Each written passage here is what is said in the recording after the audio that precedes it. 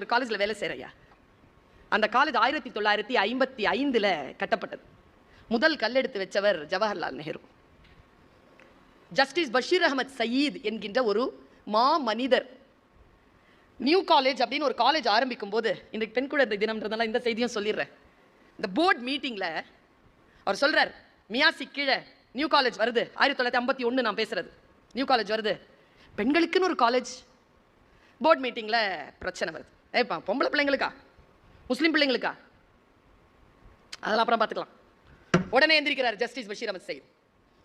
இன்னும் 4-5 வருஷத்தில் பெண்களுக்குன்னு ஒரு தனியான ஒரு கல்லூரியை நிர்மாணிக்கிறேன்னு சொல்லிட்டு வெளியில் வர்றார். 5 வருஷத்தில் தேனாம்பேட்டையில் ஒரு நிலம் வாங்கி 100 பெண் குழந்தைகளை வச்சு 5 நட்சத்திர தகுதி படைத்த ஒரு கல்லூரியை ஒரு குடிசையிலிருந்து தொடங்குறார். அபுல் கலாம் ஆசாத், ஜவஹர்லால் நேரு எல்லாம் கூட்டிகிட்டு வந்து கல்லெடுத்து வைக்கிறார். அந்த காலேஜில் இன்னைக்கு சேர்மனாக இருக்கிறவர் மூசா ரஸா. அவர் ஜம்மு அண்ட் காஷ்மீருக்கு சீஃப் செக்ரட்டரியாக இருந்தவர். இப்போ எங்கள் காலேஜுக்கு சேர்மனாக இருக்கார். புகழ்பெற்ற ஒரு கல்லூரியில் இணை பேராசிரியராக பணியாற்றுகிறேன் நான் கடந்த 23 ஆண்டுகளாக. இதுவரைக்கும் நான் இப்படிலாம் சொன்னதில்லை. சூளுரைத்து வந்த அந்த கல்லூரியிலிருந்து இன்றைக்கு என் வாழ்வாதாரத்திற்கான மரியாதையான ஒரு வாழ்க்கை நான் வாழ்வதற்கான ஒரு வாய்ப்பை அந்த கல்லூரி தந்திருப்பதனால் நன்றி அறிதலோடு இதை சொல்கிறேன்.